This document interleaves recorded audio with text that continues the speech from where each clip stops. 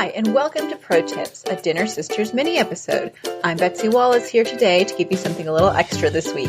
We're talking tips, techniques, and well-earned wisdom in 6 minutes or less. We've got all sorts of ideas to help in the kitchen with dinner and everything that goes along with it. Sometimes it's from us, the Dinner Sisters, and sometimes it's from experts, listeners, or people we've met along the way. This episode is going to feature one of those experts. We interviewed Odette Williams last year for her book, Simple Cake, and she gave us some great baking tips. So let's listen in to hear what she has to say.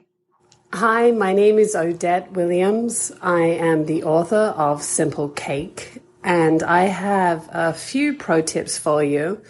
My first pro tip is that you don't have to be a great baker to make a delicious homemade cake. And the kind of cakes that I like to cook are simple, everyday cakes that can be banged out in about an hour. I kind of call them the cookie cakes. They're everyday cakes.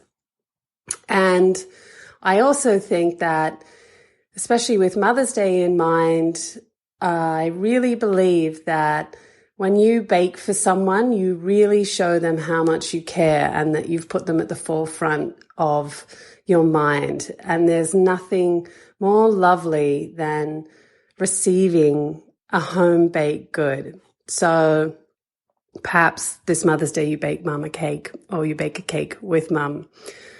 To have a successful, yummy, delicious, get in my belly kind of cake, I say that there is like a few things that you can do that kind of guarantee that. One is to do with how you measure your flour. I think the most common mistake in cakes is that people overpack their measuring cup with flour, and so they end up with this dry, dense cake. So how to avoid that? If you don't own a scale, which so many people don't, I suggest that you get a spoon and you fluff the flour in the bag, and then you simply just scoop the flour into the measuring cup, but you don't compress it, you don't pack it down, you just keep it all light and airy, and then when it kind of gets to the top of the measuring cup, you just sweep off the excess. So that way you've got just the right amount of flour in your measuring cup. And then the other pro tip that I have is that set your timers, because guaranteed you will forget. Life is just so busy, and then you have chaos around you, and then you've got that cake in the oven, and all of a sudden you're like, oh my gosh, the cake, it's overcooked. So set your timer like 15 to 10 minutes before the suggested bake time, and just check in with it.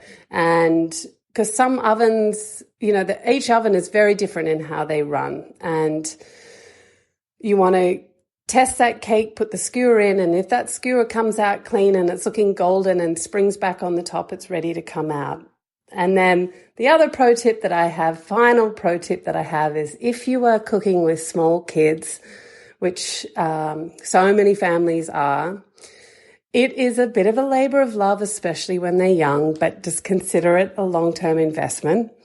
And I would say, pour yourself a stiff drink, because they will probably knock over the good vanilla. They'll get eggshells on the couch. They'll have a meltdown mid-bake. But in the end, one day they will be able to make their own cake, and it will be a cake that you will have taught them. I think it's so great to hear from an expert baker like Odette. Maybe some tips we can take with us into this baking season. All right, that's it for this week's pro tip. If you would like to share your expertise with our listeners, we'd love to hear it. Send us a message on Facebook at Dinner Sisters Podcast, or send us an email at dinnersisterspodcast@gmail.com. Thanks for joining us this week, and see you next time. We'll save a spot at the table for you.